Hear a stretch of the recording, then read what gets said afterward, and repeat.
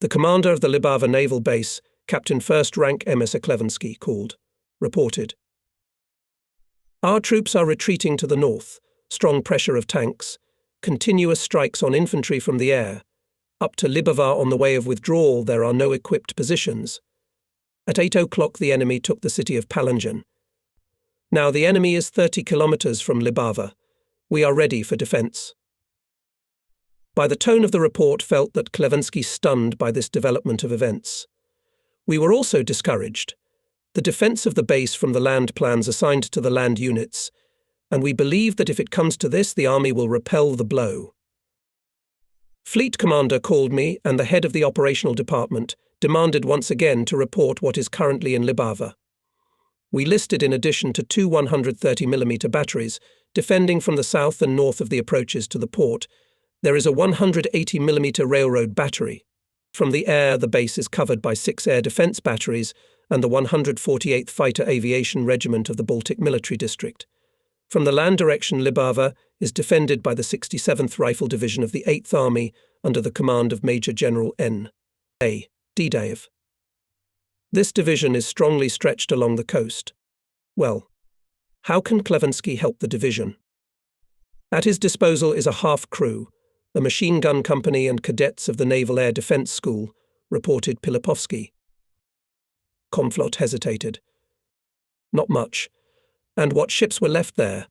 After the departure of the 1st Submarine Brigade in the base, still remained 15 boats, of which 6 are in repair, 5 should go to Ust-Divinsk, and 3 Little and L3 are on patrol duty. I added that the destroyer Lenin was being repaired in the port of Libavske, and no less than 18 transports were standing by. In addition, 6 torpedo boats, 12 small hunter boats, and the minesweeper Fugas are in service. On Lake Derb is based 43rd Marine Air Reconnaissance Squadron of aircraft MBR-2.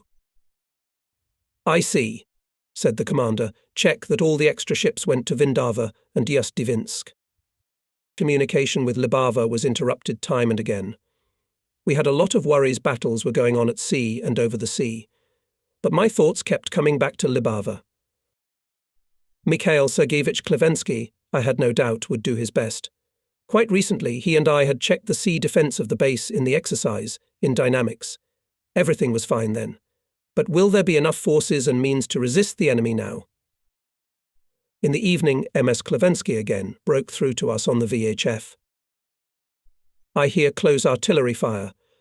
Our southern battery has long been firing at the enemy. All day we are bombed. Now the 20th raid has begun. 4 of our submarines took positions in the sea, according to the plan of sea defense. The minesweeper Fugas is laying mines. 6 submarines have left for Ust-Divinsk and 8 transports for Ventspils. 10 ships so far left in the base. At this point, the telephone connection with Libava for a long time stopped. Komflot called Riga and Moscow, trying to find out the situation of the 8th Army, but no clear picture could be drawn up. As we learned later, already by the evening of June 22nd, Hitler's troops approached the southern outskirts of Libava. By fire of batteries of the base and heroic resistance of our infantry, the fascists were stopped on a boundary of the river Barta in 15 kilometers from a city. Informed us of this Moscow. Fleet commander first rejoiced and then gloomy.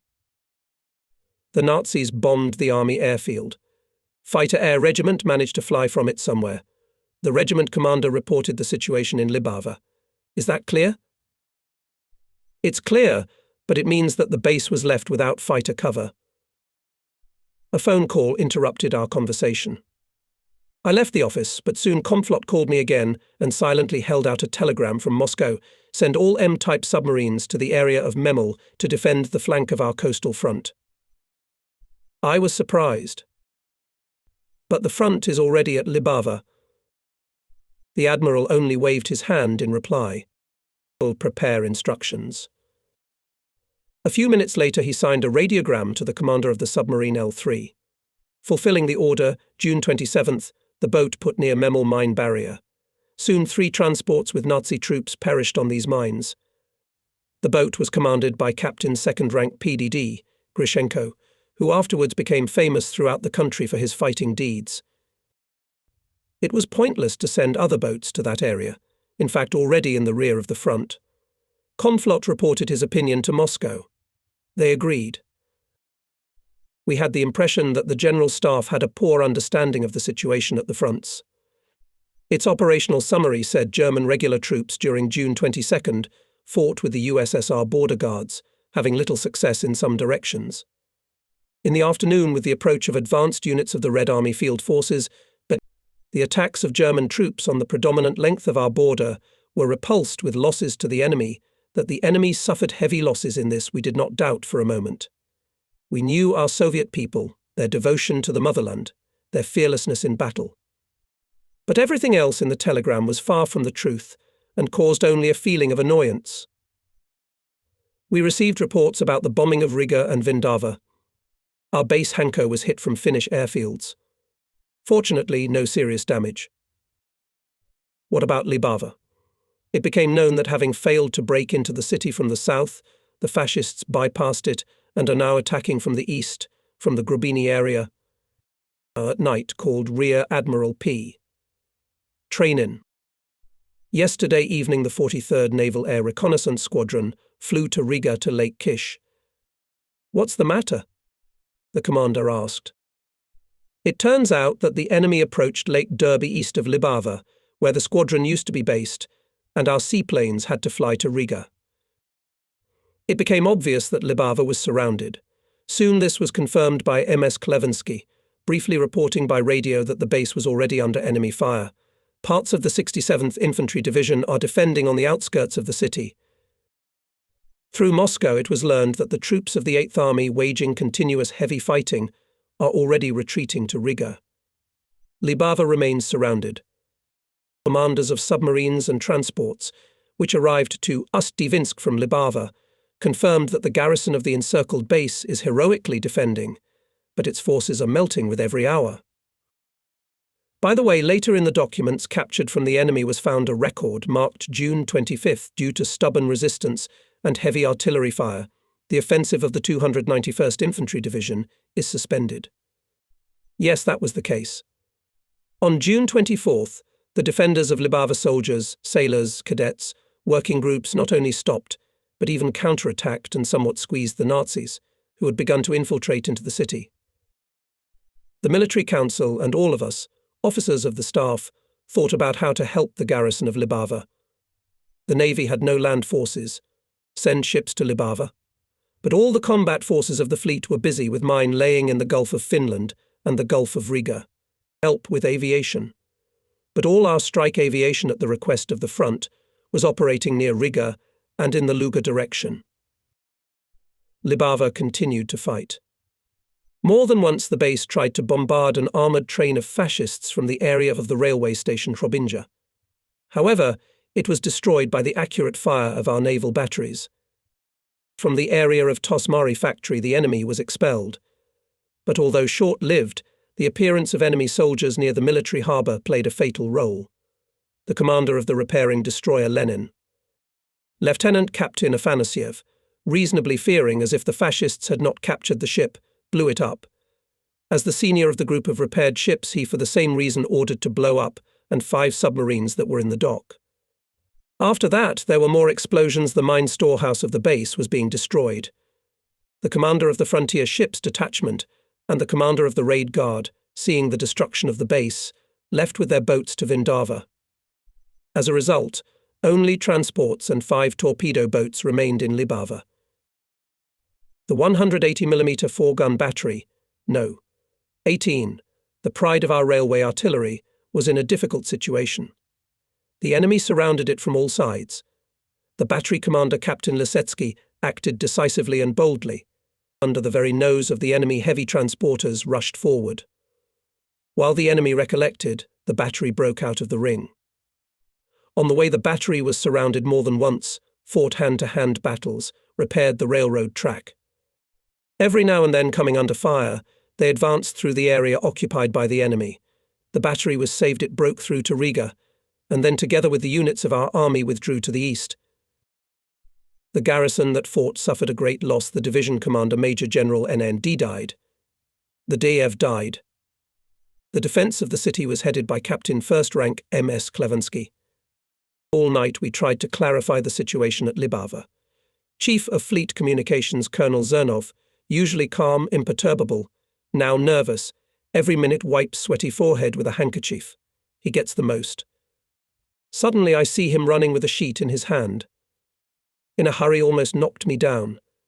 We flew into the commander's office together. Tributes ran his eyes over the telegram. It's not getting any easier by the hour. Immediately took up the telephone receiver, direct connection with the Fleet Aviation Commander, and said briefly, "Now come to the CP." The telegram was from Riga. Trainin reported that from Klevensky received a report 14 kilometers north of Pavloste, enemy landing. It is extremely necessary to help our aviation.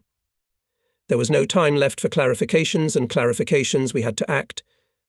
28 of our SB airplanes took to the air, but no landing in the harbour Pavloste did not appear.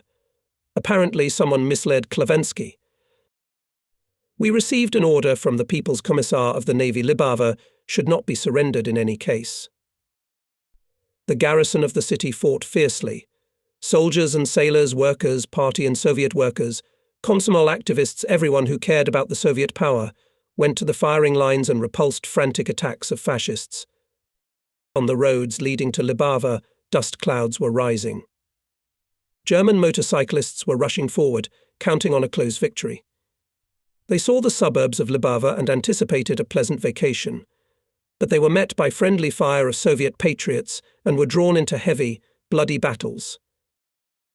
At the place of Rutsava, the Hitlerites were met by the fighting Komsomol detachment, which was commanded by the secretary of the district committee of LKSM of Latvia, Imants Sudmolis. Together with army units and sailors, Komsomol members repulsed countless enemy attacks. Immortal feats were made in these days by young Latvians. Komsomol member Modris Trimanis crawled with a bunch of grenades to a fascist tank and destroyed it. When fascists landed a parachute landing in the rear of our troops, Komsomol members led by their combat leader Imants Sudmolis rushed to search for the parachutists. All enemy infiltrators were caught or destroyed. Much time later, after Hitlerites broke into the city, they managed to capture the brave leader of the Komsomol detachment. Sudmolis died from tortures, but did not give away his fighting friends, who remained in the Libavian underground. After the war, he was posthumously awarded the title of Hero of the Soviet Union. At one of the defense sites, a detachment of sailors cadets of naval schools was commanded by Captain 3rd Rank Orlov. A handful of sailors, by fire of machine guns and rifles, grenades and bottles with combustible mixture for several days, repulsed attacks of German infantry and tanks. The sailors let the tanks as close as possible, and then jumped out of trenches and trenches, threw bundles of grenades under the tracks, set fire to the enemy vehicles with a flammable mixture. Many unknown heroes fought at the walls of Libava. Different ways led them to the ranks of the defenders of the city. Petty Officer A. Prostorov served at the Hydro Aerodrome as an aviation mechanic. He equipped airplanes MBR-2 on reconnaissance and bombardment of the enemy. But here Hitlerites approached the Lake Derbe, where the hydroaviation was based. The airplanes, having dropped their bomb load on the enemy columns for the last time, were forced to fly to Riga. At the naval airfield remained a petty officer, and with him 11 sailors. Prostorov led his small detachment to Libava. Sailors especially distinguished themselves in the battles of June 26th, when Hitlerites were rushing forward with the greatest fierceness. Prostorov threw off his tunic. His mighty figure in a calfskin coat, with a machine gun raised high above his head, was remembered by all. "Sailors, follow me," rumbled the commander's voice, and the sailors rushed into the counterattack. Petty officer of the first article Kudyakov, Red Fleet Marov, Polchenko did not lag a step behind Prostorov, drawing the rest of the soldiers with their impulse. Women and even children took part in the fights for Libava. Some of them brought ammunition, others helped the wounded, worked in hospitals. On June 27th, fulfilling the order of the Stavka, our troops left Libava. But the fighting in the city continued in the first days of July. Eyewitnesses told that 5 sailors were fighting in one of the houses. They long repulsed attacks of Hitlerites who tried to take them alive. Fighting to the last opportunity, the sailors died under the debris of the building, blown up by the Nazis. Already in our days in these ruins found the remains of heroes and shreds of old Navy clothes. The communications officer on duty said that I was called Klevensky. I rushed to the phone. In the tube heard a distant, indistinct voice. My report arrived on easel at the headquarters to General Eliseev. I interrupted him in joyful excitement. "Misha, are you alive?" "I think I'm alive." I told him to send a report by telegraph at once, as there was very poor audibility by telephone. An hour later, the report on the last hours of Libava was on my desk. It said that the garrison was withdrawing northward in 2 columns in order to break through to Vindava and organize a new line of defense on the Venta River. The wounded women and children were loaded onto transports. Batteries and other stationary military installations had to be blown up. Not without enemy sorties, someone's evil hand set fire to oil depots ahead of time, and burning oil spilled over the surface of the harbour. We had to take the ships out to sea without waiting for the end of loading. The base commander, headquarters and political department were the last to leave Libava. They left on 2 torpedo boats, No. 17 and No. 47 under the command of the commander of the detachment, Lieutenant Commander Osipov. At Cape Yuzhava they were attacked by 6 German torpedo boats. The unequal battle lasted several hours. Boat No. 17 was lost. Having picked up the survivors from the water, the second boat reached their own. The battle was fought near Vindava. Under the onslaught of the superior enemy, our units were forced to retreat. The enemy was on their heels. On the bank of the western Divina, fierce fights broke out. Few of the defenders of Libava managed to break through to Riga. The majority of sailors and infantrymen remained in the enemy rear, joined the partisans and selflessly fought against the invaders until the liberation of the Baltic by our troops. We never prepared for the evacuation of our bases, and therefore the retreat from Libava was tragic. I will not condemn anyone for this. We reaped the fruits of what we had sown after all. We were going to fight only on foreign territory. The fleet lost Libava, a major naval base of strategic importance. It was hard to reconcile with this thought, but the fact remained. No sooner had we recovered from this blow than a new disaster loomed. The 8th Army, as it turned out, was not retreating to Riga, and much further east this was confirmed by reports from Moscow, although very late. I was summoned by the fleet commander. No sooner had I closed the door than the admiral said gloomily. Narkom called. "There is an order to evacuate the Riga base." In the Latvian capital was already raging fires. The streets heard indiscriminate firing, when a division of destroyers under the flag of Rear Admiral VP Drozd returned to the base after the first mine setting. The rest was forgotten. Sailors' ships were in a hurry to take the mines. Everyone was working machinists, artillerymen and communicators. Valentin Petrovich Drozd told me afterwards.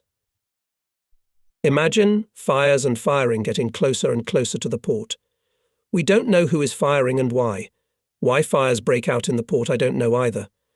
Our military is no longer in the city, nor the police. Some people are spreading rumours that the Germans are about to enter the city. My sailors caught 2 provocateurs at the gates, but who should I give them to? No, it's calmer at sea. As soon as the last mine rolled onto the deck, we immediately gave up the moorings. We felt better at once. And new trials awaited us at sea. The ships were attacked by enemy aircraft and torpedo boats. The destroyer Storozhavoy had its nose torn off by a torpedo. Sailors with great difficulty kept the ship afloat. On a tugboat it was brought to the base. For 2 outings destroyers put 500 mines barrage. According to our intelligence, 3 Nazi minesweepers were soon blown up on them, which were carrying hundreds of soldiers heading to Ventspils. In July, mine laying in Urban was resumed by ships based on Moonsund. In connection with the evacuation of Riga, we faced difficult tasks. The enemy mined huge areas of the sea. We had nothing to minesweep with not enough minesweepers. And in Riga stood the cruiser Kirov and large loaded transports. Only Mukhu Vein Strait remained free of mines, but it was shallow for such deep-sea ships. In addition, during the First World War, Russian sailors sank a transport with cement here, thus blocking the enemy's passage to the Gulf of Finland. After much deliberation, the fleet commander decided to urgently deepen the fairway and thereby provide ships exit from the Gulf of Riga. Hydrographers were summoned to the headquarters, as well as dredging specialists from the commercial port. The commander explained to them the importance and urgency of the upcoming work. Specialists at first named completely unacceptable terms, although they proceeded from quite reasonable calculations. But the situation demanded to abandon peaceful norms. By order of the Conflot, they created a detachment of dredging shells and special auxiliary vessels. The detachment moved on the way under the protection of warships.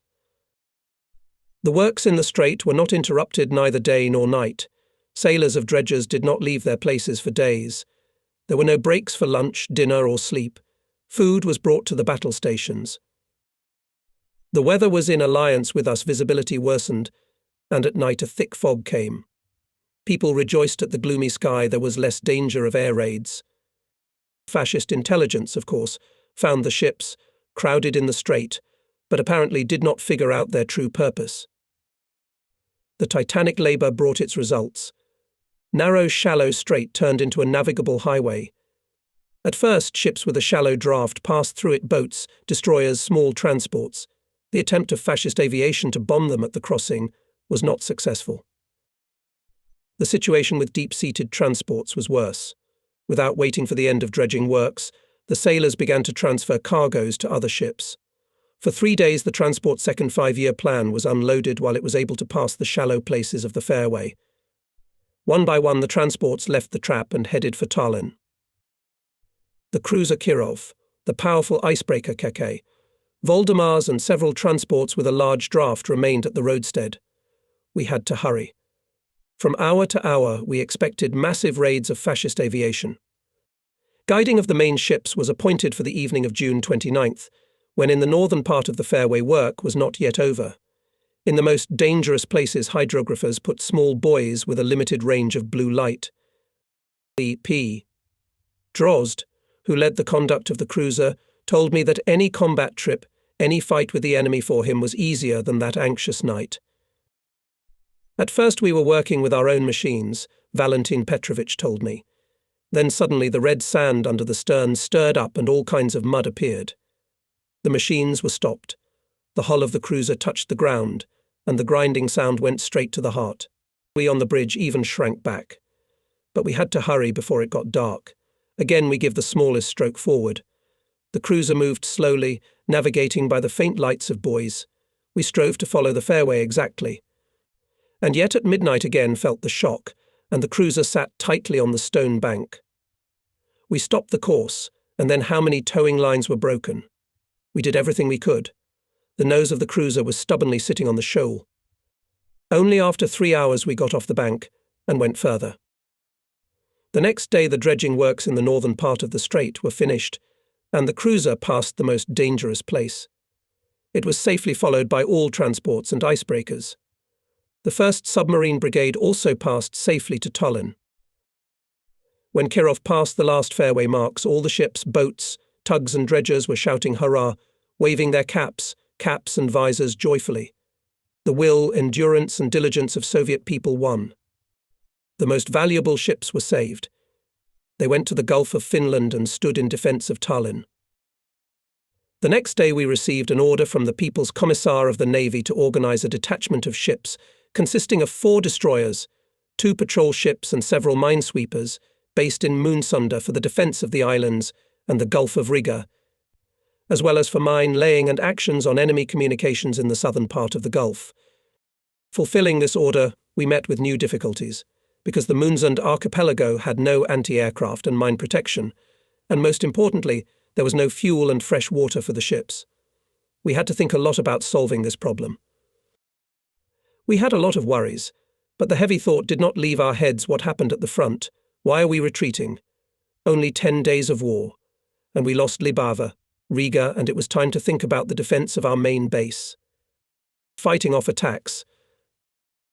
On the morning of July 6th, the head of the operations department told me, giving me the latest bulletin. The enemy occupied Ainaži.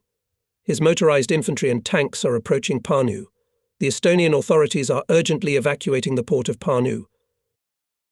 I read the telegram and asked, "Are there any of our units between Parnu and Tallinn?" Pilipovsky looked at me perplexed. "You know there are no units there at all." "Take the map. Let's go to the commander." We report the telegram to the commander. He silently looks at the map, then picks up the telephone. He calls Leningrad, Moscow. He asks insistently, "Who will defend Tallinn from the land?" "The Navy has no land forces. Both from Leningrad and Moscow, the answer is the same. You are covered by the 8th Army.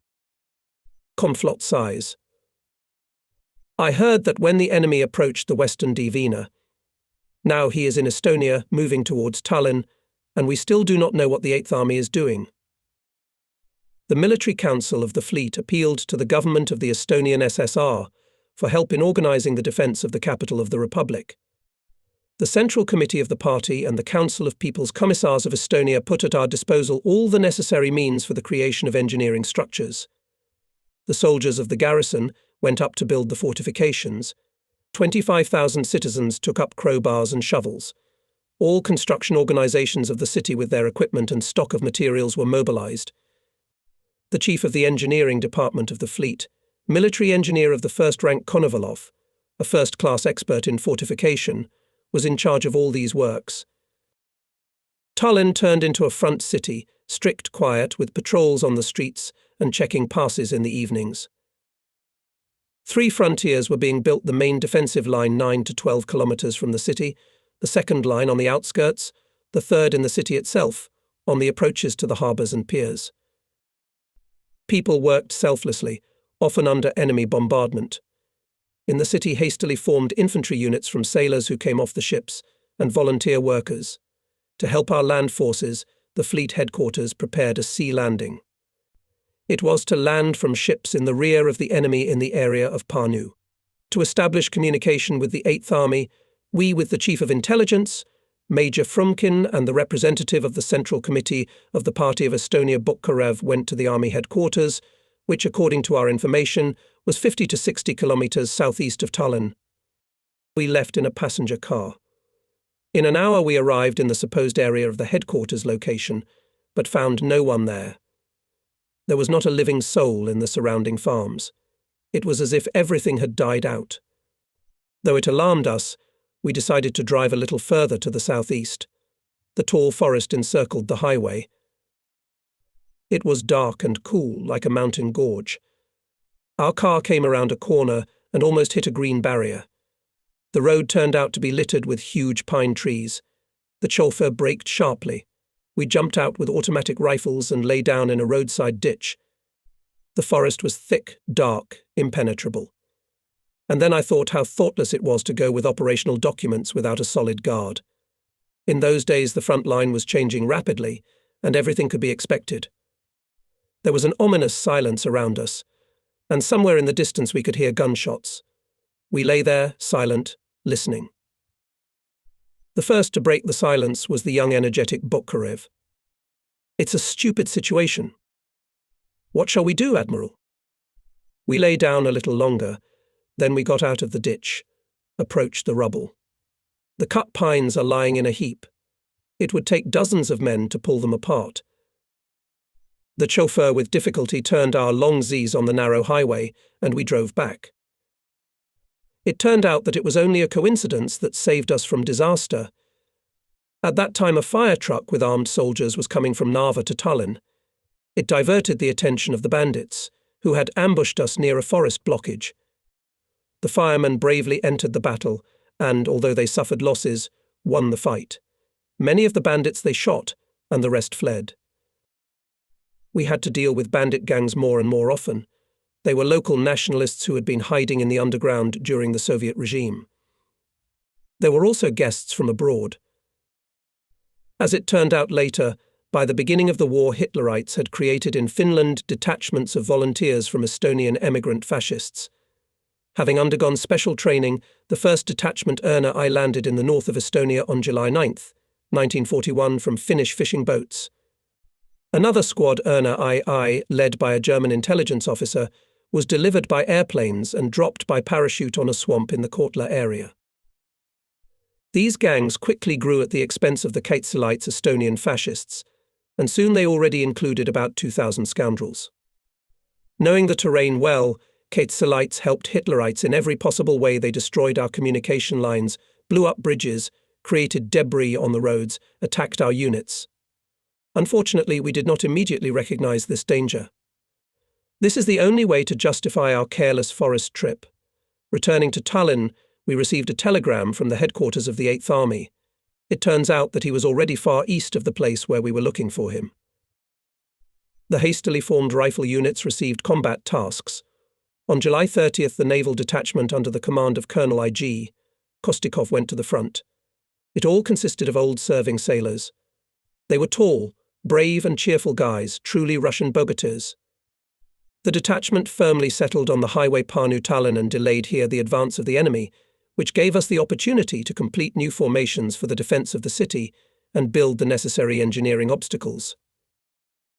The situation was becoming more complicated every day, but the high morale of sailors and officers on shore and on ships remained unchanged. The faith in the victory of our cause was strengthening. Fleet party organizations conducted tireless educational work. In these difficult days, the desire of people to connect their lives with the party and Komsomol increased even more. In July, the party organizations received 4 times more applications for admission to the party than in June. All these applications were imbued with the deepest sense of patriotism. Sailors wrote from the bottom of their hearts the following words: "I want to die for the motherland as a communist. I believe that only with the party we will win. Lenin's cause is immortal. Death to the fascist bastards." Hundreds and thousands of these stirring human documents were considered at party meetings. To cover Tallinn from the south, in the Pärnu and Paldis directions, the fleet commander ordered Colonel T.M.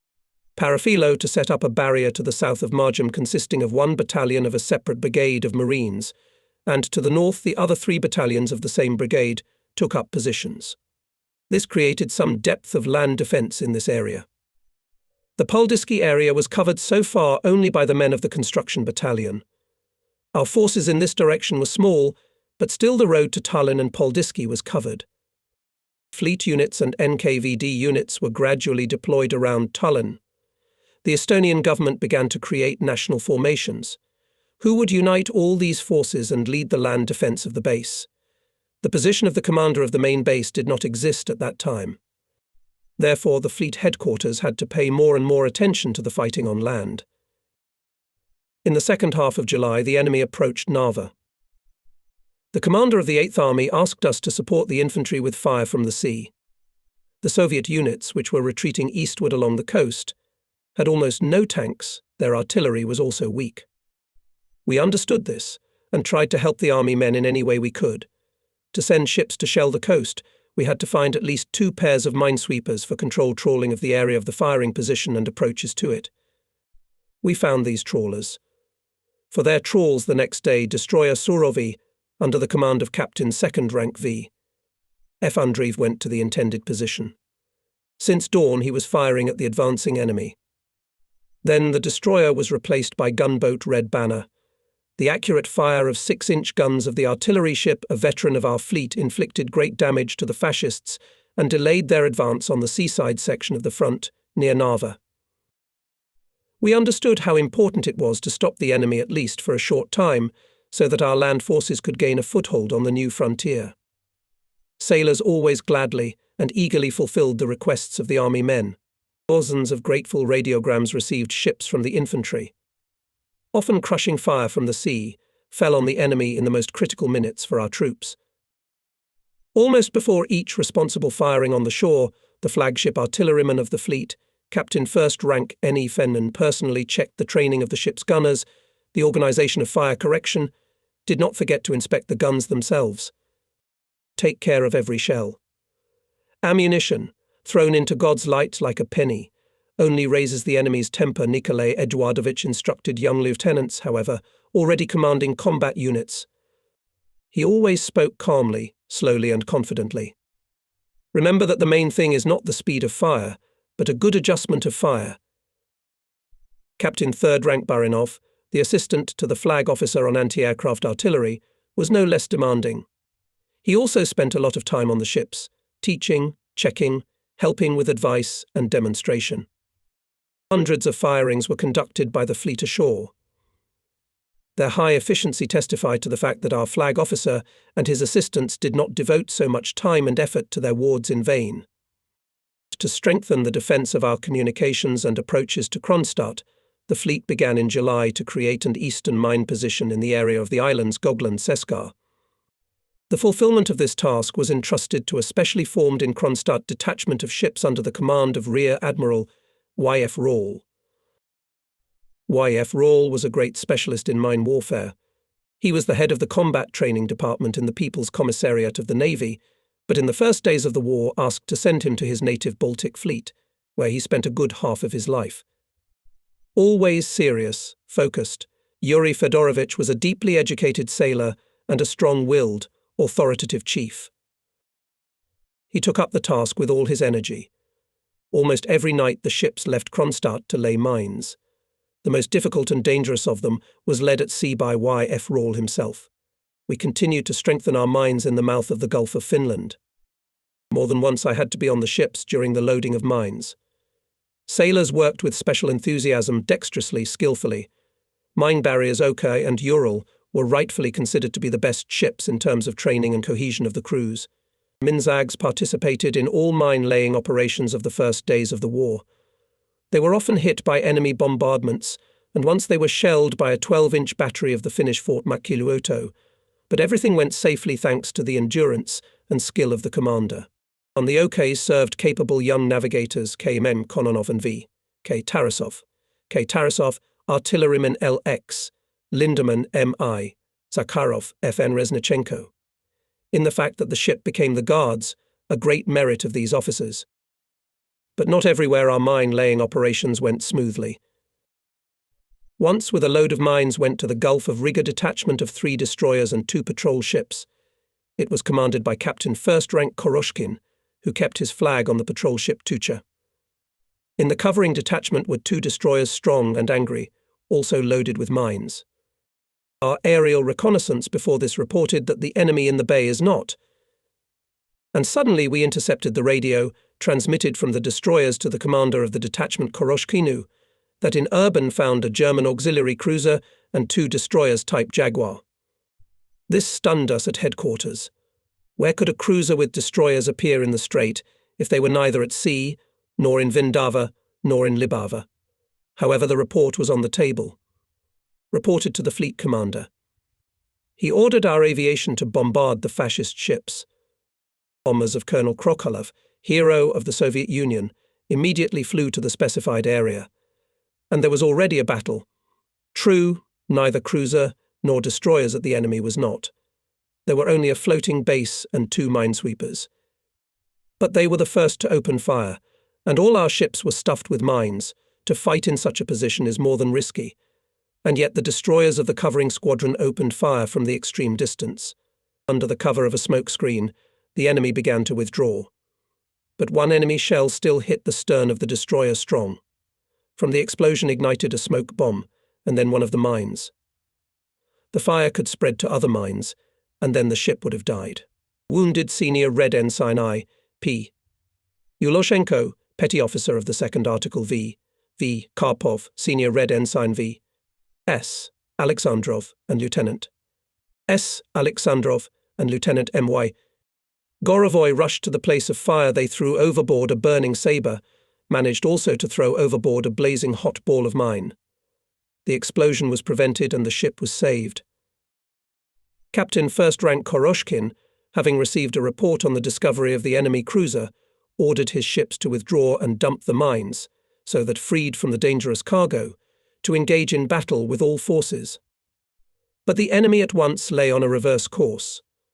From the fire of 2 destroyers of our advanced detachment, and from the impact of bomber aviation the fascist ships received significant damage. They had fires, but still they went to Riga. And our mine setting failed. Mines were dropped to the south of Svorby Peninsula. We returned to Moonsund.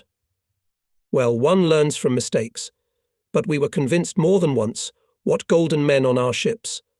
4 sailors of the Strong were awarded the Order of the Red Banner for their courage and determination in eliminating the fire. We had a dispute in the headquarters. Could Captain 2nd Rank G. Esabashvili, commander of the cover group, rush to attack the enemy, having on the decks of both destroyers full stock of mines? Of course, this is madness after all. The slightest splinter, hit the mine, could raise the entire ship in the air. After all, so a little bit, and did not happen with Strong. Another thing, if the cover squad was free of mines. In this case, he was obliged to destroy the Nazi ships. He had a clear advantage in artillery. Yes, in an effort to quickly do away with mine laying, we overdid it, turning all destroyers into mine barriers, and in fact, leaving the squadron without cover ships. We learned a lesson from this incident. Operational duty Captain 3rd Rank V. Andreev brought me an urgent report of our land reconnaissance. The enemy broke through to the area of Mariam. I am used to seeing Andreev restrained, judicious. Now he is visibly worried. The Nazis are only 60 kilometers from Tallinn. At the commander I catch a new member of the military council of the fleet, N.K. Smirnov, chief of the rear Michigan Moskalenko, and chief of intelligence N.S. Frumkin. Divisional Commissar Nikolai Konstantinovich Smirnov, an experienced political officer. We were familiar with him in the joint service in the Baltic in his younger years. Conflot preoccupied measuring the land map with a circular. Yes, we can't delay. It is decided to raise on alert all construction units and a brigade of Marines Colonel Parafilo and send them to the area of Mariam at the roadstead to deploy the fleet so that the ships can freely maneuver and fire on the shore. All ships are ordered to allocate landing parties. For years, the fleet has been preparing for battle on the high seas to repel enemy landings and support the maritime flanks of the army. But where is this notorious flank now, if the 8th Army is continuously retreating, and we don't even know how to find its headquarters? Tallinn is preparing to fight back.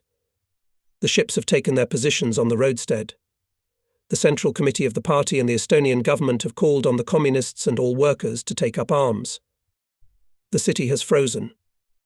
Not a single light. The population strictly observes the rules of camouflage, but somewhere in the streets you can hear incomprehensible, still rare shooting. Fascist spies from local nationalists are acting. Panic rumors are spreading in the city. Fascist youths call us on the phone, threaten us, gloat. Sometimes they succeed in spreading fear and nervousness. The local authorities of Haapsalu city, located 100 kilometers from Marjam, hurried to burn the railway station, warehouses, fuel supplies, destroyed all the tracks.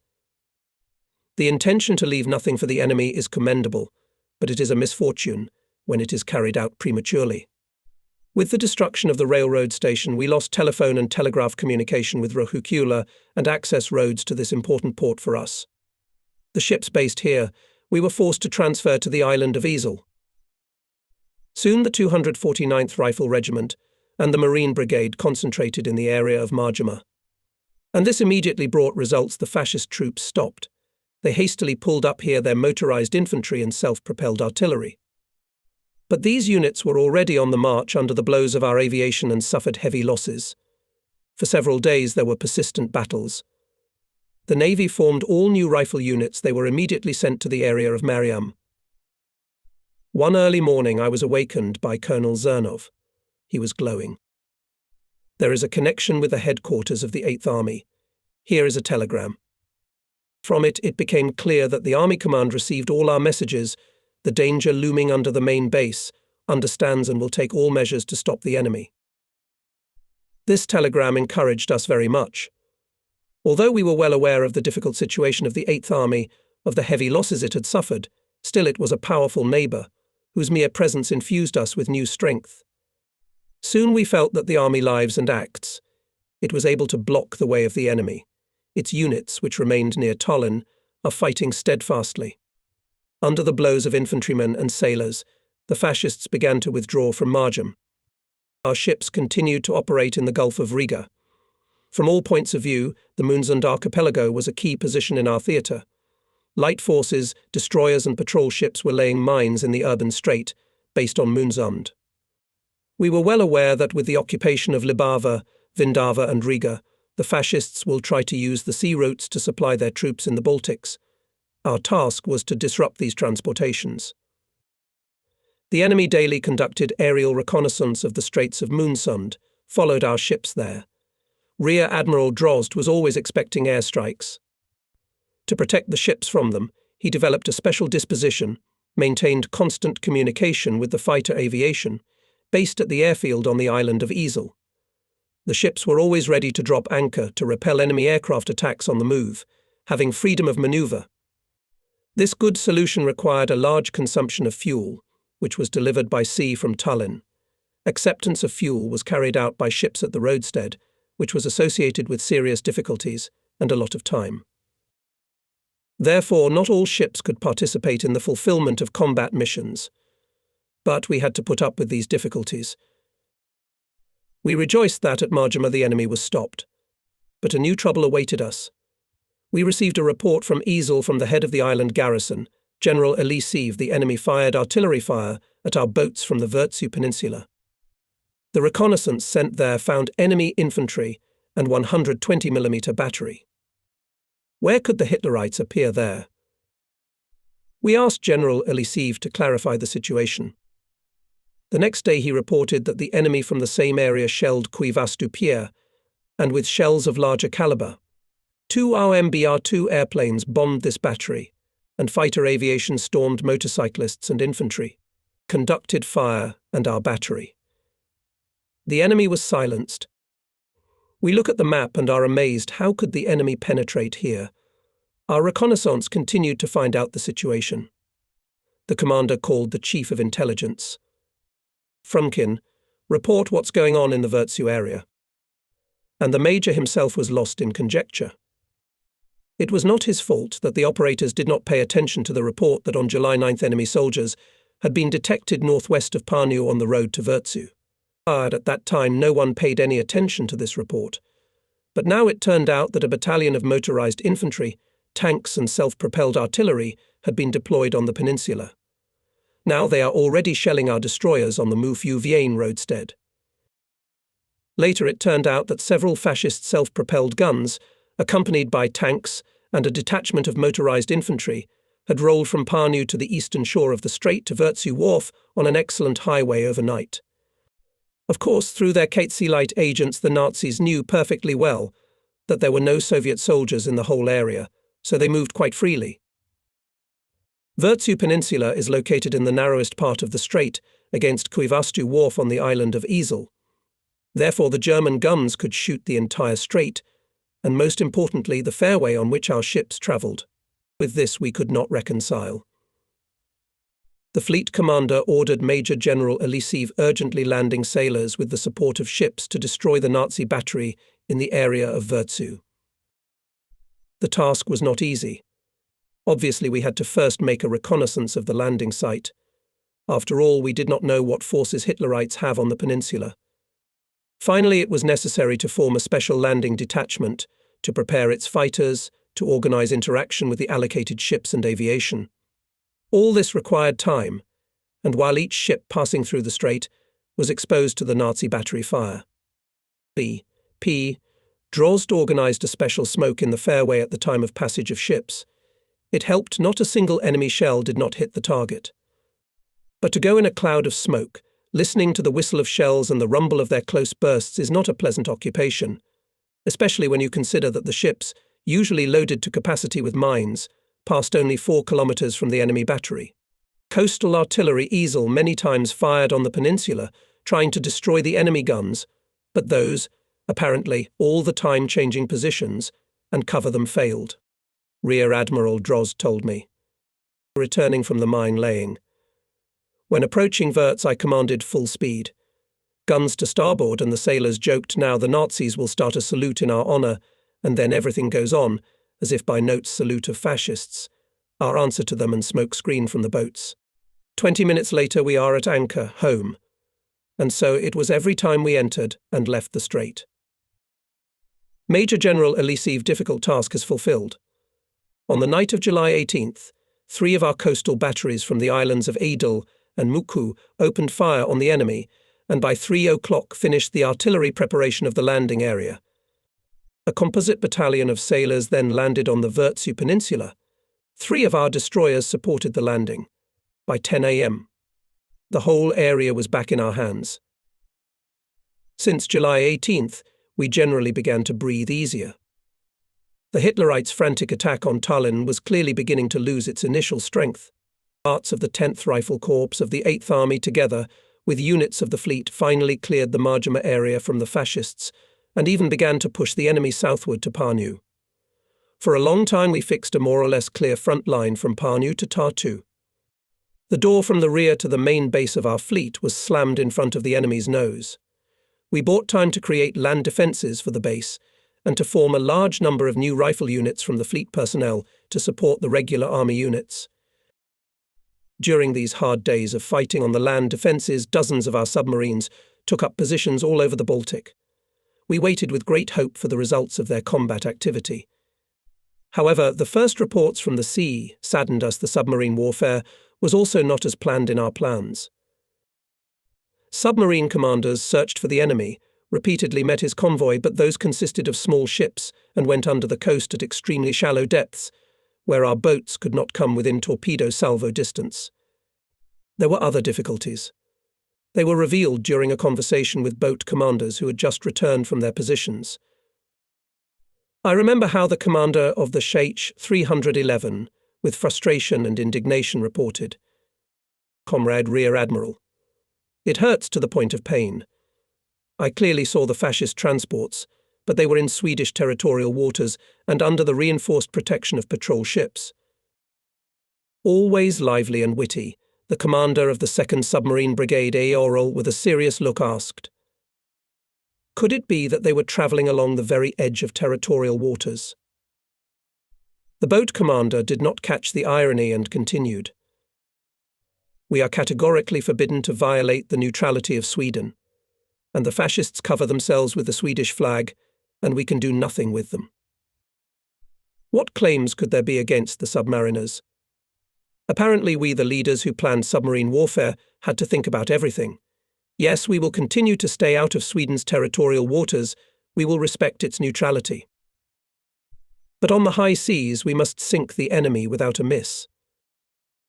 The submariners suffered their first losses.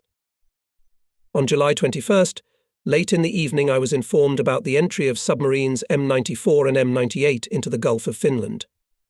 Both boats had been standing in Tringy Bay on the north shore of Isil before going out. Before going to sea, they were escorted by patrol boats and minesweepers. At first everything went well. Both boats safely passed the Sawela Strait and turned north into the Gulf of Finland. But at 9 o'clock in the morning of July 22nd, the observation post at the Rissna lighthouse reported that a high column of water rose above one of the submarines. The observers heard a deafening long explosion. It turns out that the little one was attacked by the Nazi submarine U-149, which was in position in the area. The explosion of the torpedo destroyed the stern of the boat M94. It sat on the ground. Only the bow of the boat was sticking out of the water. Luckily for us, the sea was calm. Lieutenant Captain N.N.E. Bezubikov, the commander of the other little boat, immediately sent a rubber inflatable dinghy to the place of the disaster. The commander of M94, Senior Lieutenant N.V.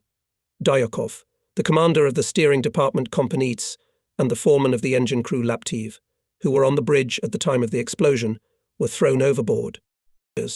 With great difficulty they swam to the bow of the boat out of the water, where they were found by sailors who came to their aid.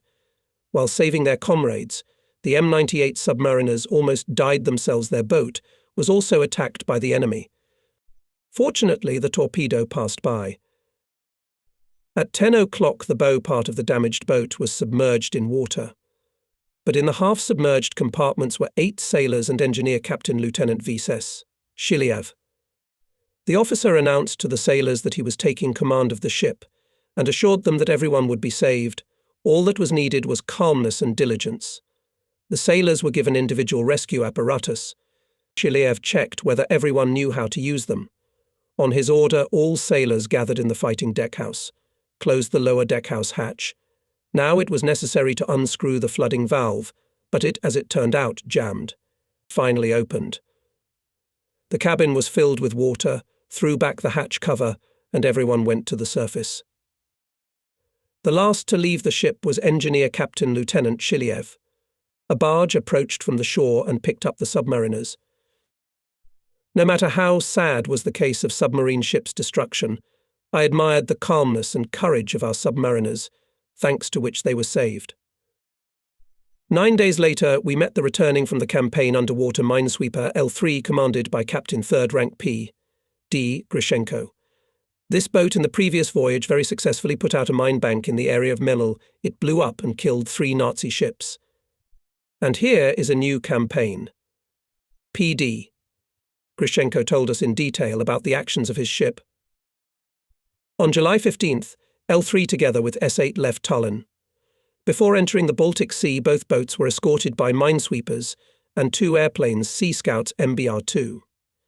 Having arrived safely in the area of Cape Blusterort in the southern part of the Baltic Sea, P.D. Grishenko made 2 days of persistent and meticulous reconnaissance on himself. The commander of the submarine barrier wanted to put mines where enemy ships are sure to run into them. The boat walked for a long time, changing courses. The commander's persistence was successful. On the 3rd day of the search, acoustician reported that he hears the noise of propellers. The commander went to approach and soon saw in the periscope 2 trawlers. They were moving with a trawl.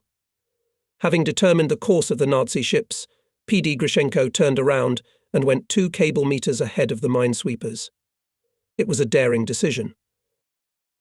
An hour later, told Grishenko, the minesweepers turned on the reverse course. So did we. And in another hour, when the minesweepers turned around again, we snuck under them, followed their trawl, and began to put mines in the strip they had trawled. We, of course, guessed that they had trawled the path of some of their ships. By 15 o'clock the laying was finished, and having made sure that none of the mines had floated, we moved away from the fairway and stopped the cars. The acousticians were continuously listening to the sea, and just before dinner, at 18:00, everybody in the boat heard a great explosion. Hurrah, hurrah went through the boat. There was no end to the joy.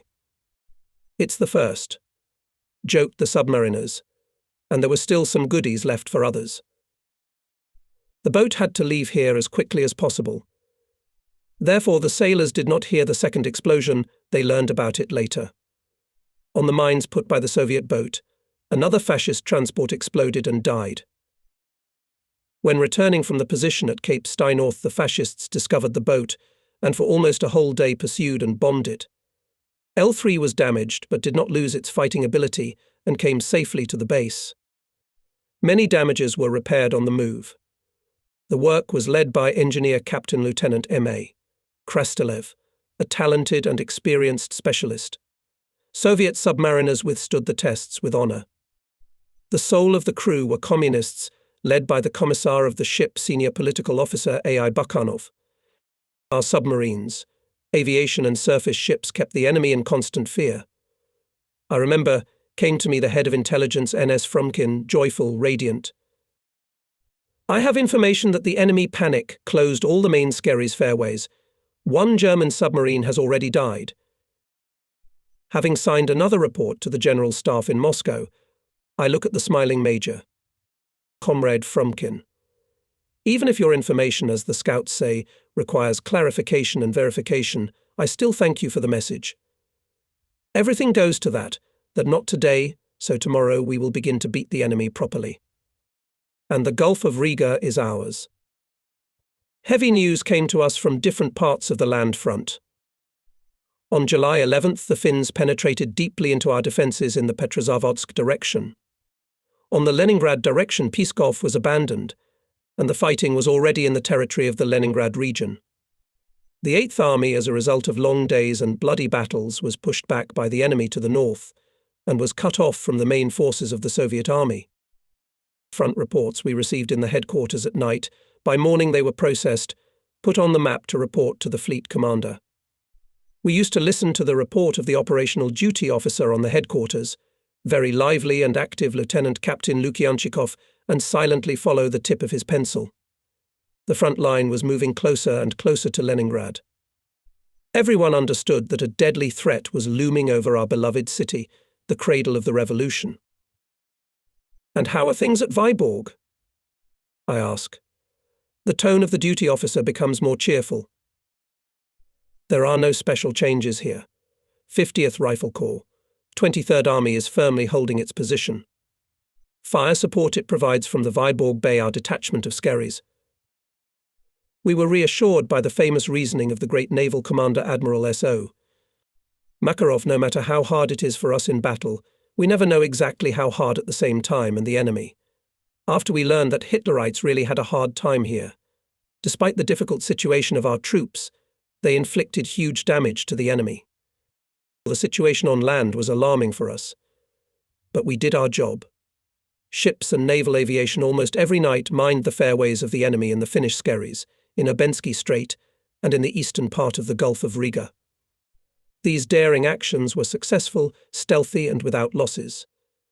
A lot of attention was taken from us to ensure the conduct of our convoys along the routes Tallinn-Kronstadt and Tallinn-Moonsund. We were discouraged by cases of blowing up our ships, even when they were following the minesweepers. Why do not the minesweepers destroy mines? Indignantly asked the fleet commander at the flagship Mineral Captain 2nd Rank Tulinov. He shrugged his shoulders. We do everything, but for some reason it does not work.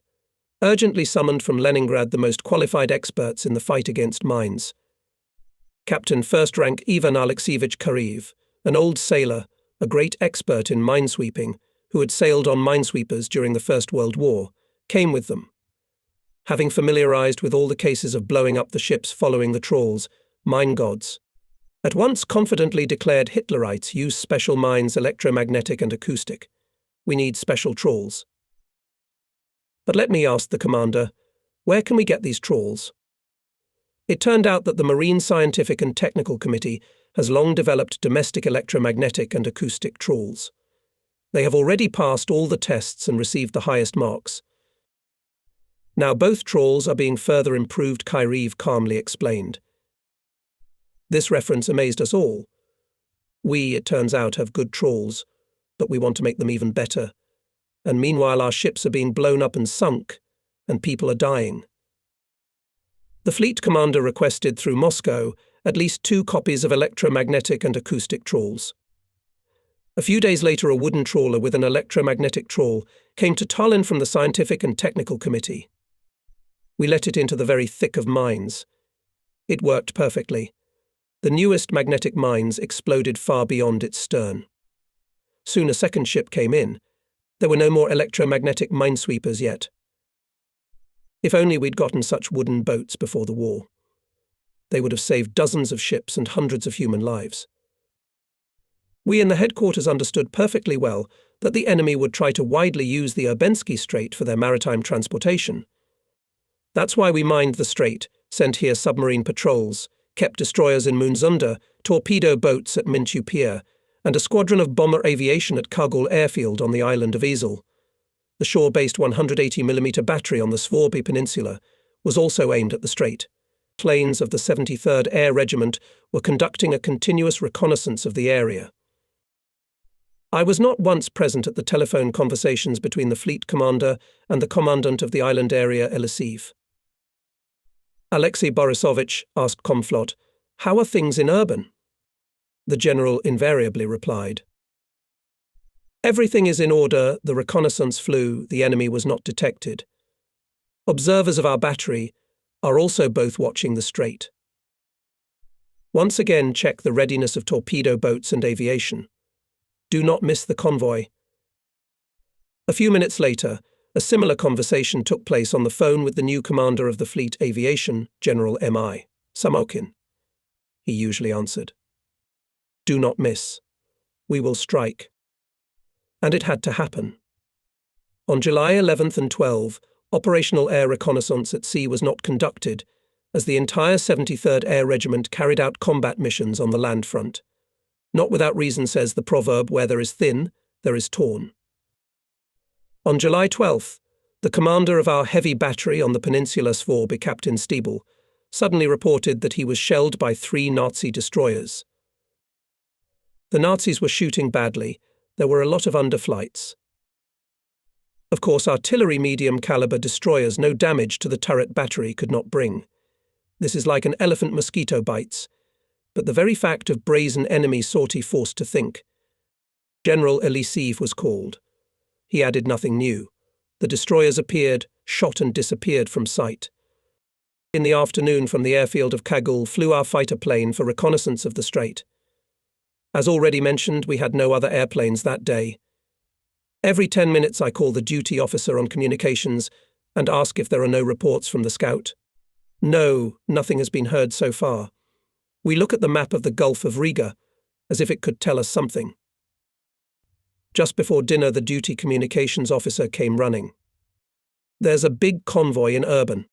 Together with the commander read the report. At 15 hours 35 minutes, the fighter found 42 ships guarded by 8 destroyers, 3 patrol ships and a large number of torpedo and patrol boats. A bomber unit on duty flew out to bombard the area. The battery of the Peninsula Svorby firing. Find out what forces can be a decisive blow to the enemy convoy. Torpedo boats on the island of Isel were not ready to go. 5 destroyers in Moonsunda, after a trip to the Urbensky Strait, take fuel from barges and tankers, and will be able to go to sea only at midnight. The commander of the detachment of light forces, Rear Admiral Drozd, who was in Tallinn, urges the commander of the fleet to allow immediately go to Moonsunda with 2 destroyers, Stierigushi and Angry. Komflot gives the OK, and both destroyers at full steam go to sea. VP Drozd contacted by radio with all his ships and orders them at 3 hours 30 minutes to be at Karasar. We at headquarters follow the unfolding of events. Something to think about. The enemy is detected at 15.35. We at headquarters learned about it 2 hours later, and destroyers from Moonsunda will leave only at 4 a.m., in other words, 10 hours after the discovery of the convoy. That's what it means, not to have a systematic reconnaissance, secured fleet anchorage, well-organized supply. And communications today did not work very well. Fleet commander orders an immediate airstrike on the convoy with all possible forces. 24 bombers took off from the airfield and took a course to the sea. At 20.00 received a report from the submarine S-102 at Cape Kolkasrags detected a large convoy. Enemy ships go under the very shore in shallow places. Watching the operator, Captain Lieutenant Ovechkin, putting the convoy's location on the map, Pilipovsky, head of the operations department, slowly said with annoyance, "Cape Kolkasrags is the end of the strait." And I immediately understood Grigory Yefimovich's thought the enemy had already passed the strait. He had only 60 miles to Riga, 6 to 7 hours to go. Why are the hour hands moving so fast? Time had never run so fast. Komflot calls the Air Force commander every now and then. "Samokin, what have you heard?" "Nothing yet." "They're looking." "Where did the convoy go?" Finally, it came the long-awaited report from the pilots. But the one we least expected. Our planes didn't find the enemy. Bombs were dropped on alternate targets. There's no time to oohing and aahing. The commander orders to immediately search for the convoy and organize a second strike, now not only by aviation, but also destroyers and torpedo boats. Flew instructions to the Sea Rear Admiral Drozd, General Elisiv on Isel and General Samokin at his CP. At the second hour of the night flew out for reconnaissance another fighter plane. The commander and all of us did not leave the map, waiting for news from Elisiv. Why is the scout silent? After all, every minute is precious. At the door appeared the head of intelligence, Frumkin. I came up and quietly asked him, "How are things under Mariama?" "I see that the major is tired, covered in dust." "Not good yet. The fascists are pressing again." The communications officer on duty interrupts us. He has a telegraph ribbon in his hands. Komflot takes it and loudly reads General Elisiv's report. A convoy was found near Cape Masrags. 4 gunboats have gone out to attack. "How many miles from this cape to Riga?" asks the commander of the duty operator. 30. All mentally calculate, will the convoy have time to take refuge in Riga before it is attacked by our forces? And then time seemed to stumble and stretched slowly. Torpedo boats at sea. In the air bomber aviation. We're waiting for results, and still no results. Finally a call from the island of Isel. Squad torpedo boats under the command of Senior Lieutenant Vladimir Gumenenko. 2 hours. looking for the enemy. Still found it, and at 4 o'clock in the morning, despite the strong guarding of the convoy, made a daring attack from short distances. The boats received direct hits of shells, but safely returned to the base. Gumanenko reported the sinking of 2 German transports in the area of Cape Mesrags. After the departure of the boats began attacks on the convoy by our bomber aviation. Pilots observed direct hits of bombs and the death of transports and minesweepers. The strikes were carried out in groups of 5 to 9 airplanes. In total, more than 70 airplane sorties were made. The attacks did not stop until the convoy pulled into the western Divina. And it would have been even better for the torpedo boats if the aviation had struck just before their attack and thus reduced the convoy's course. This would have made the attack of the gunboats much easier, but alas, this could not be done. This was at 11:30, and our destroyers approached only at 13 hours. One destroyer slipped behind the entrance buoy, fired at the tail of the convoy. After that, Rear Admiral Drozd had nothing else to do but to return to Moonsund. On this day, the Nazis for the first time suffered at sea solid losses. 3 large transports, 25 different small ships were blown to the bottom. Our pilots shot down 8 enemy planes. And yet we were not satisfied with the operation. Torpedo attack would have been much more successful if the bombers hit the convoy not later and before the attack boats. And in general, we did not get the interaction of aviation with the ships. And how poorly worked our intelligence. As a result, some of the enemy ships reached their destination, and there was a full opportunity to send them to the bottom, every last one of them. We thought a lot about it then. Our pilots and torpedo men fought heroically, and it was not their fault that the case was not brought to the end. After a careful study of all the events of the day, we made a number of important decisions. And first of all, we tried to improve air reconnaissance of Libava, Vindava, and Urbensky Strait. We also revised the communications scheme and simplified it. It was obvious that reports about the enemy should be transmitted immediately to the commander, who, without waiting for special instructions, can immediately strike at the enemy.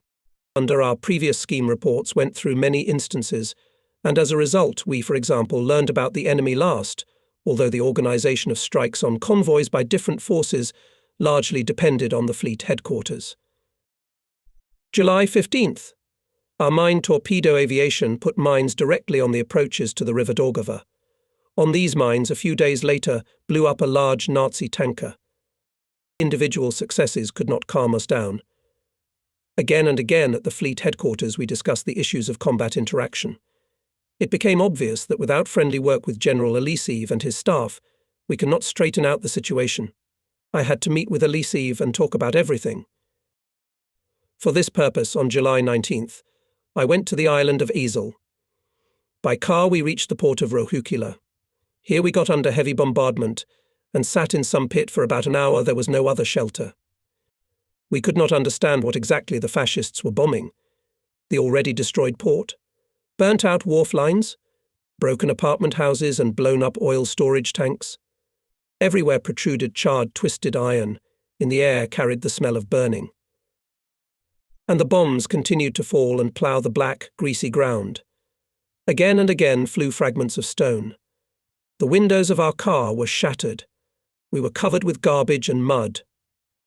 There were no military units or any military facilities on the territory of the port for a long time. Airplanes flew low and unpunished. Nobody shot at them. Then I realized, apparently, the plan of Hitler's command today was to bomb Rohukila, and the plan was blindly executed. All the planes left. The noise of engines was hushed. To the end of the burnt pier cautiously approached the guard boat Mo, with no less caution, and we made our way, jumping from one burnt log to another. Yet somehow we got to the boat. He tore off. We immediately flew out into the strait, away from this ominous place. We are carried along the quiet, smooth surface of the strait with 20 knots speed.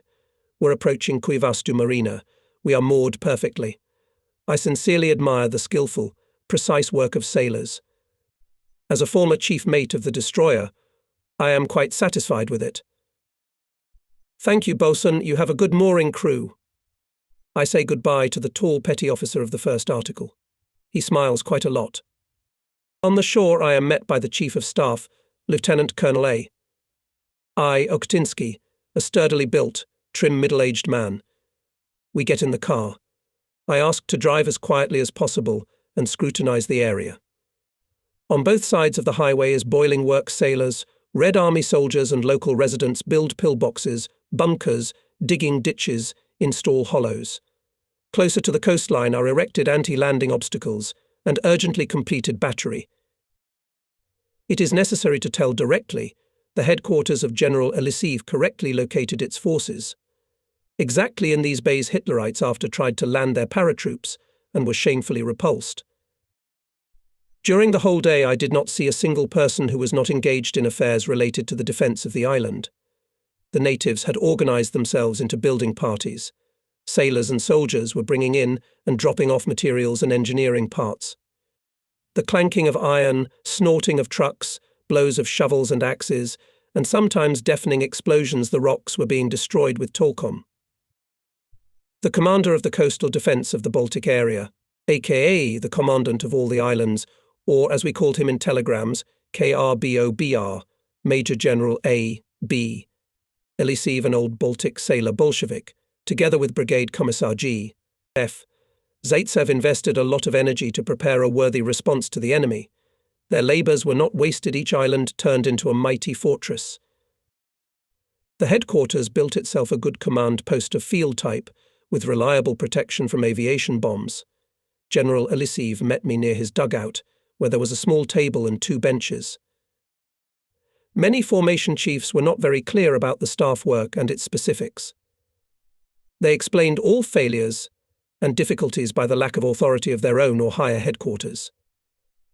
I had already gotten used to it. No sooner had we settled down at the table than the general began to lay out his claims.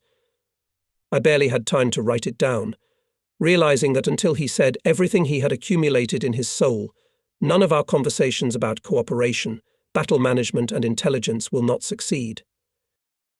Tell the military council that I have very few field troops, not enough anti-aircraft guns, not enough small-caliber artillery to repel the landing force. Recorded? He asked. I wrote it down, I answered. But now all the claims have been made.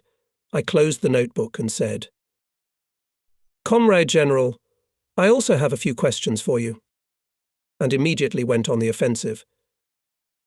Tell me, Alexander Borisovich, why did the airplane, being in readiness, flew for additional reconnaissance with a great delay, only after our secondary call from the headquarters? Why couldn't the torpedo boats leave immediately on the signal? Why now came my questions. We had come to the purpose of my arrival. A heated conversation began about the organization of the battle and its management in the urban strait, about the interaction of forces, about communication. Brigade Commissar Gavril Fyodorovich Zaitsev tried to soften the debate, to bring our points of view closer until we finally found a common language. In the end, it was decided the battle, striking the enemy convoy, will henceforth be commanded by one person, the commandant of the islands. All forces allocated to strike the enemy will promptly report only to him, General Elisiv. We immediately developed the basic schemes of air reconnaissance, direct communication with the ships stationed in Moonsunda, with submarines that were on patrol duty in urban. Gavril Fyodorovich Zaitsev was satisfied, and treating me to tea, noted, I see that the conference at the highest level has come to its favourable conclusion. Yes, he was right. A part of A. B. Elisiv's claims were solved the same day by contacting Tallinn by phone. The head of the rear Moskalenko sent a telegraph reply to all the needs of the islands in an hour. Most of the requests would be satisfied. Fleet headquarters was very concerned about shortcomings in the anti-landing defence of some deep bays. The general agreed with our remarks and immediately gave his staff all the necessary orders. Together we travelled around the most important bays of the island, visited the batteries and construction sites. On the move we solved a number of issues.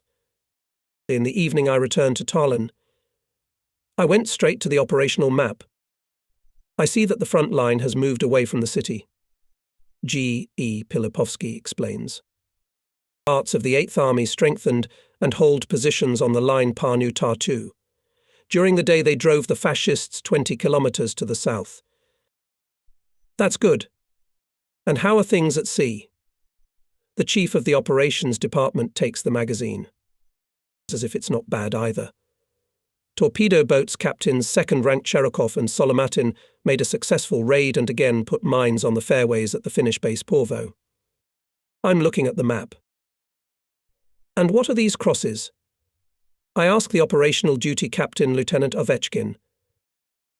Usually rosy-cheeked, fresh as a cucumber, Ovechkin today something greyed, it seems, tired much, but still smiling. It is our boats on the return near Carey Island met 4 enemy patrol boats. 2 of them were drowned. Their graves are marked with crosses. Conflot ordered to pass this place by control trawling, Pilipovsky adds. The enemy may have placed mines there. I gave the necessary orders. While we were talking, the frantic crackling of anti-aircraft guns began. Ships and batteries on the shore were firing. White tulips dotted the blue sky. Fighter planes were screeching. After about 10 minutes everything quieted down, only to start again soon. At precisely defined times, morning and evening, an aerial scout appeared over Tallinn. Just that evening it was shot down by either pilots or anti-aircraft gunners. It's not important. What's important is that it was shot down. The pilot who parachuted down was captured and brought to our headquarters. Sailors from the guards had a lot of trouble to deliver this soldier. In one piece on the way there were many people who wanted to give him a poke. At the interrogation, the Hitlerite behaved pathetically and cowardly. He could not tell us anything useful. The results of the measures we had taken had an effect. All convoys in Urban were now detected in time, and crushing blows were dealt to them. Early in the morning of July 26th, the operational duty officer at headquarters reported to me. Again a convoy, but very strange, only 2 transports, and guard ships 18. So the transports are carrying some particularly valuable cargo. Fleet commander, listening to the report, thought about the map. The case was complicated by the fact that at this time in the Urbensky Strait, a group of our ships put mine barriers. But there is no bad without good. Taught by bitter experience, we this time, in addition to aerial reconnaissance mine-laying, covered also squadron destroyer. It could also be used to hit the enemy. Aerial reconnaissance sent a timely report. The convoy was detected in the sea on the approach to the Urbensky Strait. Conflot decided to send bombers and torpedo boats under cover of fighters to strike. Urgent dispatches flew to the destroyer at sea, to the aviation headquarters, and to the headquarters on the island of Ezel. At our control center calculations were made, it was clarified when, where and to whom to fly or go to sea. The destroyer was sent to Cape Kolka to intercept the convoy and to continuously monitor it. The same task was assigned to air reconnaissance. It was the continuous tracking of the detected enemy that we lacked in our past actions on convoys. We lost the enemy then. Now it did not happen. That's why the whole operation was different. At 13 hours 23 minutes, Lieutenant Captain S.A. Osipov with his detachment of torpedo boats under the cover of fighter aviation went to sea from Mintu Pier on the peninsula Svorby. And since the enemy was under our observation all the time, in an hour the boats easily detected the convoy in the area of Avisi Michaelbeck. Went 2 transports under the protection of 2 destroyers, 8 patrol ships and 8 torpedo boats. The convoy approached our mine barriers, as close as possible to the shore. Our aviation, which flew out to bombardment, also immediately detected the enemy, and even before the approach of torpedo boats, struck a powerful blow to the convoy. A fascist tanker caught fire. The ships of the convoy broke the formation, slowed down, and that was all that the gunboats needed. They rushed at the enemy. The Nazis, fighting off our planes, saw the boats when they were already rushing at them. Enemy ships opened heavy fire on the boats. Osipov, hiding behind the smoke of the burning tanker, and then, putting his smoke screens, was able to bring his boats to the enemy without losses. But at 14 hours and 48 minutes, the gunboats made a torpedo attack. The second transport was sunk. His death was observed by the crews of all our boats. Severely damaged were 2 destroyers and 1 patrol ship. In addition, our fighters shot down 2 German planes. This meant a complete defeat of the enemy convoy. Clear interaction of aviation and ships brought its fruits. Skillful tactical interaction showed the Baltic and August 1st. Air reconnaissance that day timely detected a detachment of fascist ships, 5 destroyers and minesweepers. Aviation quickly pointed our torpedo boats at the enemy. Captain Lieutenant S.A. Osipov and Senior Lieutenant V.P. Gemonenko dashingly attacked the enemy from 9 to 11 cable meters. 2 minesweepers were sunk, and 1 destroyer was badly damaged and barely reached Riga on the tow of a minesweeper. The Battle of August 21st was equally successful. Having detected an enemy convoy in advance, an air scout sent a clear report about the enemy's location, its composition, course and speed. Having received such a signal, our destroyers Artem and Surovy under the command of Captain 2nd Rank S.D. Solukin immediately dropped anchor. In the area of Cape Mesrags they attacked the Nazis, and, despite the fire of enemy coastal batteries and incessant raids of junkers, from 55 to 60 cable meters opened accurate fire, set fire to 2 patrol ships. A large self-propelled barge, moving as part of the convoy, itself was thrown out on the coastal rocks. A few days later it was smashed by a storm. During the departure of our ships on them were dropped more than 100 bombs. Continuously maneuvering, destroyers managed to dodge direct hits and safely returned to Moonsund. Thus, although the coast of the Gulf of Riga was in the hands of the enemy, and the bay was ours, the enemy was unable to use the sea route for systematic transportation and supply of his armies in the Baltic.